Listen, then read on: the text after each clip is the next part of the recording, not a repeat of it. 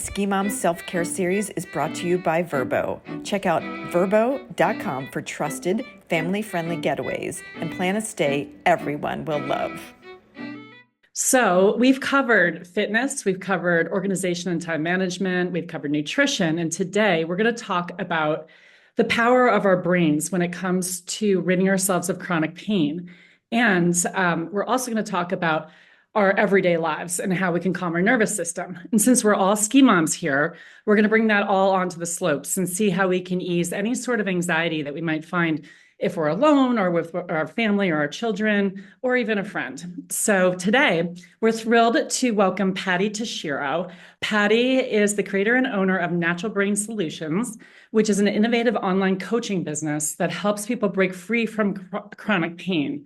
Chronic pains such as migraines, back pain, IBS. And she does this all by using proven strategies. She is a certified brain health coach. She is a pain reprocessing therapy practitioner and teacher as well. And she's also the author of a book called An Angel Whispered, which is a book on happiness. So welcome, Patty. We're so happy to have you here today. No, thank you so much for having me. I'm happy to be supporting ski moms in their mindfulness journey. And could you share how you were first introduced to brain reprocessing therapy, and also what sparked your interest in this area? And how could you help us understand the brain's power and its potential? Yeah, absolutely. I have to confess, 9 years ago, I cared nothing about my brain or anyone else's brains. But I, unfortunately, through an accident, my husband and daughter were rear-ended at 90 miles an hour by some street racers, and our daughter suffered a subdural hematoma and trauma. And then it was quite a journey to try to get her back. When they checked her out of, ICU in the hospital, I thought they just said, sleep and Tylenol. I thought it was going to be little bunny hills, riding down, very predictable and, just a straightforward healing journey. And then it turned out to be like heli skiing, where we got chucked out of the helicopter in an unknown mountain, trying to find our way down, tumbling along the way. And finally, I realized I've got to figure this out, find the right practitioners, get the skills I need to help her. And pain reprocessing therapy was an important part of that, a good piece of the puzzle to help learn how do we rewire our brain away from pain. And so that's how, I got interested in it. And then I realized, just what, the struggles we had to go through in order to get there, that it shouldn't be such a secret. It should be a sequence. And so I started coaching and helping other people kind of make their way through that journey. Can you explain how pain reprocessing therapy works, and share some practical ways that we can start retraining our brain should we have this type of chronic pain? Maybe you could tell us a little bit about what type of pain does this work on? So first of all, you have to figure out there's kind of two kinds of pain. If we just simplify things, there's what we would call structural pain, which you have to first rule that out. So is it a tumor? Is it infection? Is it a fracture? Is it damaged tissue? And right after the car accident, my daughter had what would be called structural pain because, with a brain bleed, covered in bruises, that's structural pain. And then over time, unfortunately, the brain can learn pain, and that is what becomes neuroplastic pain. And so then you have to rule out that structural pain and then rule in neuroplastic pain. And I can show you a quick slide here, if you don't mind taking a peek at it, of how the brain learns pain. There's an image here with acute pain that shows when you scan a brain, this is the areas of the brain that light up for fight and flight. And then over time, chronic pain turns into the meaning and storytelling part of your brain. And they even have scans that show how you can learn pain over time. And so it doesn't have to be just from an injury like my daughter. It can be migraines, back pain, and things that pop up and you're wondering, why is this here? How can I get rid of it? And so you have to start to understand, what kind of pain you're dealing with. And then once you identify it, you've got to, get the tools together to rewire your brain away from pain. Okay, so let's say we find ourselves or we know somebody who has this type of pain. That pain, like you mentioned, that's neuroplastic and that doesn't just go away with an Advil or any amount of physical therapy. So what are the steps that we could take to begin to heal our brain and cut that cycle, I guess, is what you're saying, to heal the brain through brain reprocessing therapy? What you've got to do is get a little bit of education and start to understand, am I a person who might be susceptible to have neuroplastic pain? It's people who are maybe a bit perfectionist, do-gooders, some people who struggle, with anxiety or low self-esteem, people who've had trauma in their past. I have a free guide on my website people can download, and it goes through 10 different things that you can kind of check in a checklist to see, does this resonate with me? Is this something that I might have? And then you've got to start to do your research once you've realized, oh gosh, this might be me. I like to recommend to everyone, see the cheapest possible cure that you can get. So getting a book, Unlearn Your Pain by Dr. Howard Schuminer.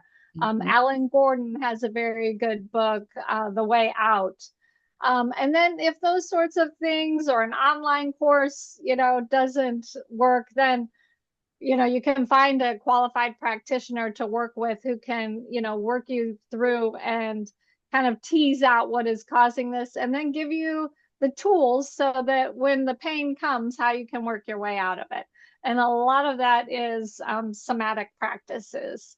If you've, heard about different ways that we use our body to kind of release, pain, stress, and anxiety. And actually, they're very important for sleep as well. When you talk about this mindfulness journey and recovery, sleep is super important. And a lot of people struggle with it because they haven't been able to get their nervous system to calm down. What kind of tips for sleep, what kind of somatic practice could you use to help sleep so that you could speed the recovery once you get on a path of maybe reading the book or getting into some sort of a seminar or working with an expert? But interestingly, a great night of sleep can start in the morning, first thing, getting outside, getting sunlight on your face, on your retina. That can reset your circadian rhythm. So 12 hours later or 16 hours later, the melatonin kicks in and you start to feel sleep coming. So there's different practices you can do. Sometimes we allow so much stress to build up with us all day that by the end of the day, our brain is just spinning, and we need to learn how to take little breaks throughout the day in order to calm our nervous system so we will be ready to sleep at night. And that also connects in with pain. The whole reason we get stuck in these pain cycles is because our brain is feeling unsafe. And in this world we live in, so much stress, so much anxiety, that it's very easy for us to get caught in that spiral. So we have to be proactive and learn ways that we can start to calm our nervous system and have simple practices so we can be calm and then get that recovery in that we need. Okay, so I can imagine that recovery is really helpful when you have the chronic pain or you're using the brain reprocessing, but it sounds like that's really important on a daily basis. So if let's talk about our everyday lives. Many of us struggle with anxiety in different forms for different reasons.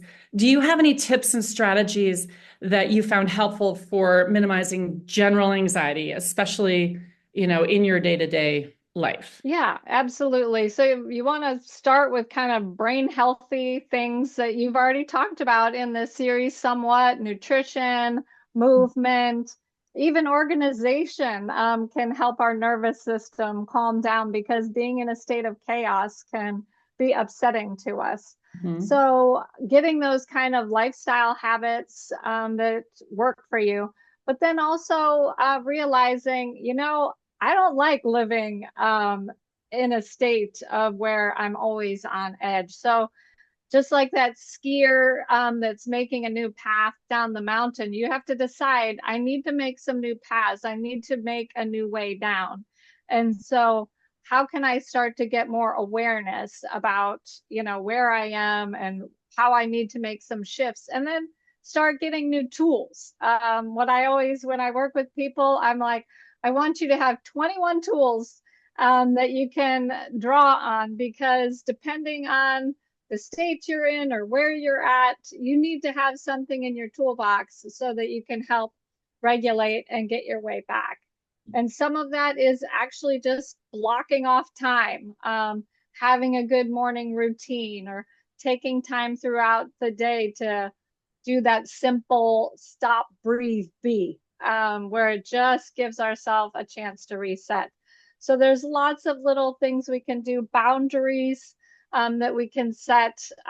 Maybe I don't pick up my phone until after I've been awake for, say, 15 minutes or an hour. Mm-hmm. Maybe I don't watch the news until after noon. Maybe I shut my phone down, say, at 8 p.m., whatever it might be. And you have to work out for your life and what works for you. But you've got to find those 21 tools, whether they're somatic practices, which I can talk about some, like havening, or journaling, or being outside. You've got to get that toolkit going so that you're, ready for this world we live in. Can you explain havening to us? Oh, yes. I feel like I've heard it, but I don't really know what that is. Yeah, And actually, havening is a fantastic thing that every mom should know, and every mom should teach their child to know this. It's a very simple practice where you're literally just rubbing your hands together as if you're warming them over a fire. And you'll notice as you're warming them, you're feeling the skin rubbing between, from one hand to the other, and you're starting to feel the warmth and the friction. And then maybe you can go on the backs of your hands. But then as you're doing that, you're just realizing, oh, my breath is starting to slow down as well. And I'm starting to focus on my hands and what I'm doing here. And that is the simplest tool in the world to kind of bring us back, somatic practice, to the present moment and mindfulness. So is that because when you have these moments of anxiety and your brain's going crazy and you feel the breathlessness, when you do the havening, does it distract your brain? Like, what's actually happening in your brain when you're touching and you're feeling? Is it a distraction of sorts, or is it like, are you breaking a cycle, or what is happening with that? It can break a cycle, but it's pulling us into mindfulness in the moment. So instead of spinning into the what ifs, and sometimes people actually kind of disassociate where they're not even kind of aware of where you are or what you're doing. Your heart rate can really get going. Your breath becomes shallow like a prey animal. Like a panic attack of sorts, or Yeah, it can be like edging on it. And so what this does is it just centers you, brings you back, connects you back with your body.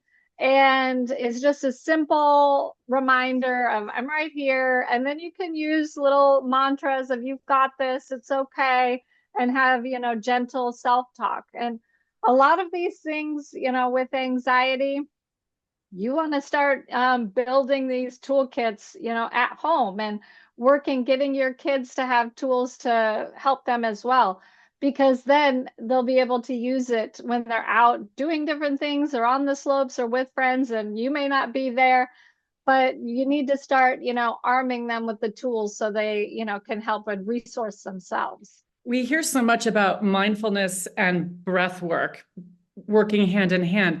What could we teach our children to do to calm themselves down? Obviously, havening is one thing, but what about with breathing and the breath? Are they too young, or could we start early with the breathing? You can, start very young. And in fact, breath is one of the best ways that we can kind of hijack our nervous system, because it's the one thing that we can mentally control. Like, I can't mentally slow my heart rate down. I can't mentally, stop the stallions going across my chest before I'm going to sleep at night if I'm feeling panicky. but I can take my breath and be intentional about it. So, there's so many different breathwork techniques, but a simple one is one that, Navy SEALs use, which is called box breathing. And so you do, inhale for 4, hold for 4, exhale for 4, and then hold for 4. And it's essentially, you're just going around that box. And so that can help a child reorient. It's also easier for children. Sometimes they need to have a tactical physical thing. So, say this is like the mountains. So I'm going to breathe up the mountain. I'm going to pause at the top of the mountain. I'm going to exhale down the mountain. I'm going to breathe up and in on the mountain. I pause at the top of the mountain and then I come down. These simple little tools can be used anywhere. You don't have to do it with your fingers, but if you do that, you're also feeling along there, and then it's somatic, and it's also pulling you back into the present, just like that havening tool that I talked about. I love that with the hand, because if you think about a child, you could say, breathe in up the chairlift, and then exhale, breathe out, going skiing down, breathe. And you could trade. That's excellent. Thank you. That's exactly what I was wondering. And even on the chairlift, you've got your 2 little skis there. They can be breathing up the ski and down the ski, up the ski and down, or look off in the distance at the mountains. Find something in your, surroundings to ground yourself to. That is the perfect segue into the next part of this, where I really want to bring this onto the ski slopes. Skiing can be such an exhilarating experience and so much fun for some, but it can also, for anybody, come with moments of anxiety, whether you're seeing your child struggle or take a wrong turn, or you get separated, or maybe you were skiing along and you took a wrong turn and all of a sudden you see an icy mogul field and you get that panicky feeling. And there's so many scenarios. Or maybe you're going on a girls' weekend and you're just nervous about the entire weekend. So how can we use mindfulness in those moments? Let's talk particularly on the ski hill, so we can stay calm and present and really embrace the experience and enjoy it without letting the anxiety take over. I kind of like to talk about, there's 2 kinds of anxiety or fear. One is a healthy level of anxiety. So it's keeping us safe. And it's that little intuition that, let's say, I'm not the weakest skier among the 8 of us who are out here. And I'm a little worried because they're wanting to go down moguls and I might be a level or 2 below them. And my anxiety is fired up because I'm kind of feeling that pressure to keep up with them. So that can be a healthy anxiety that tells you, maybe I need to talk to 1 or 2 of them and say, hey, would you be up for going down this one first until I get warmed up or get my, kind of legs underneath me. So there's that healthy anxiety. And then how do we deal with that? But then sometimes the anxiety kind of goes spinning out of control, and we know that this is within our capacity, but we're just starting to rev up and wire up, and our brain is starting to spin away. And those are the times where we need to pull out of our, toolkit. How can we, start to slow things down and, do some breath work or things like that, so that we can start to make it down that mountain. This just made me think of something. As a mom, it can be really hard to see your child struggle when they're learning to ski, or even if they've already know how to ski, but they, have a big fall and they're upset and they start to spiral into that, panic.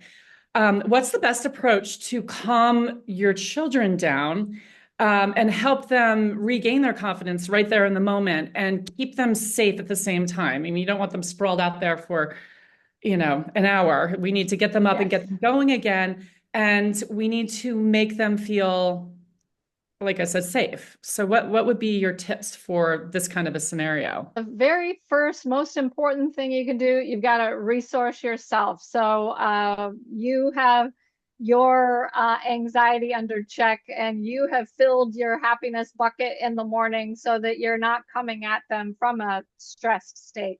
And then they will read a lot from your face of how you're responding.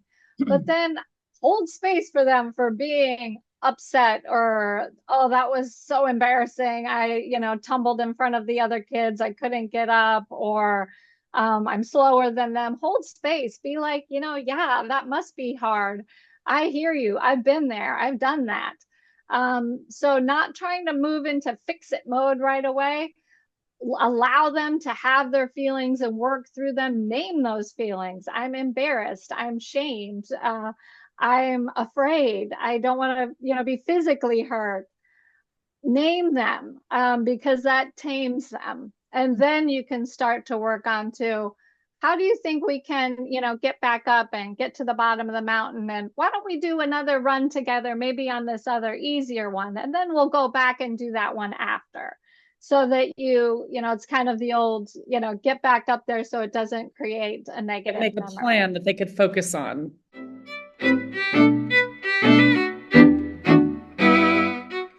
There's different people who have different views on that, in terms of that blue light. I think what's most important is what is coming out of the screens and how they're changing how we process information. And even in just last 20 years, our attention span has gone from 12 seconds down to 8 seconds.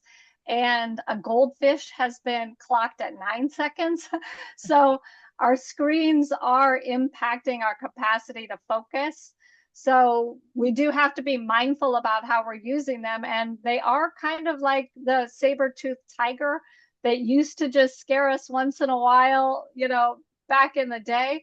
Now we have something in our pocket that can, scare us or alarm us or send us into fight or flight all day, every day. So we need to start realizing this can be a great tool that helps us, but it also can be a tool that heightens our anxiety, shortens our focus, and we need to, use it so it's not using us. Yes, absolutely. So cueing into all the different senses is one of the really important things you can do to help your nervous system regulate. But the interesting thing is your nervous system is different than my nervous system. So let's say I had a father who smoked cigars and he was so frightening and always shouting, and it's a kind of trauma for me. This is not true, not my father at all, but just an example. The smell of cigars will send me into a spiral 40 years later. He may have passed away 20 years ago. But for you, the smell of a cigar might remind you of your wedding, people smoking cigars, and it's a festive moment. And so your nervous system is wired for that to have a better feeling. So you need to find out what scents are in your home that you can put there. A lot of the time, lavender has had a lot of research done on it that it's possible. But I actually have candles that I work with people in doing the sensory reprocessing that you can smell it and find a scent that helps your nervous system regulate, and then use that as a tool. And you can use it on the slopes as well. So you get that scent on a little handkerchief, you're going up the ski lift, and you just have that smell. It can help you re-regulate and bring you back to, a calm state. Obviously, better skin to skin. The thing you can do with your mittens on, if it's too cold to take your gloves off on the slopes, is called a butterfly hug. And if you can feel it through your jacket, it's just kind of rubbing your arms up and down, and you will feel it underneath your jacket. And it's just the rub. And it's kind of like, when we used to swaddle our kids when they were little, it's like giving that little, butterfly hug. It's a form of havening that you can do, and hopefully keep your gloves on while you're going up. It's a little more noticeable. I like to give tools that kids or, moms can use quietly without everyone being, notified. But this also, it may look like you're just trying to warm yourself up. Great. So we are almost out of time. But Patty, I just want to say thank you. These tips have been so helpful. And I want to ask you, where can our listeners go to find out more about mindfulness, about brain reprocessing therapy? Pop over. My website is naturalbrainsolutions.com. I've got, different resources on there. If you go to the resources page and click on Chasing the Wrong Cure, that'll give you information on chronic pain. And there's a checklist in there that enables you to see, is this something I have or I don't? You can reach me, Natural Brain Solutions, on all the social media things. Pop me an email. I'm always happy to chat with people and try and match them up with the resources they need. If it's something I can help you with, I'm always available for you. Yeah, well, thank you so much, Patty. These have been great tips, and this is definitely an area that I didn't know much about. So this was very, very helpful. Thank you to all of our listeners as well. And we will see you in another month for our 5th series. And have a great day. And thank you for joining us. And thanks again. Are you starting to dream about hot cocoa, snowy chairlift rides, and zipping down perfectly groomed trails? Well, so are we. And that's why we're teaming up with Vrbo this winter. If you're like us, you're always in planning mode and trying to maximize the fun on your family ski vacations. Vrbo's got you covered with private vacation rentals designed for families and friends. Here's why we love Vrbo. First up, space. Our family loves to spread out when we travel, and we all know how much stuff a ski trip involves. Vrbo has a huge selection of quality homes, often with 3 or more bedrooms, so everyone can spread out comfortably, and there's room for all your gear. Vrbo properties offer exclusive homes with amazing views of the mountains, and many with ski-in, ski-out, slopeside access. Oh, and have we mentioned privacy? With Vrbo, you'll always get a private vacation rental, meaning no awkward host encounters or shared spaces. It's all yours. Ready for your next adventure? Download the Vrbo app or check out vrbo.com for trusted, family-friendly getaways and plan a stay everyone will love.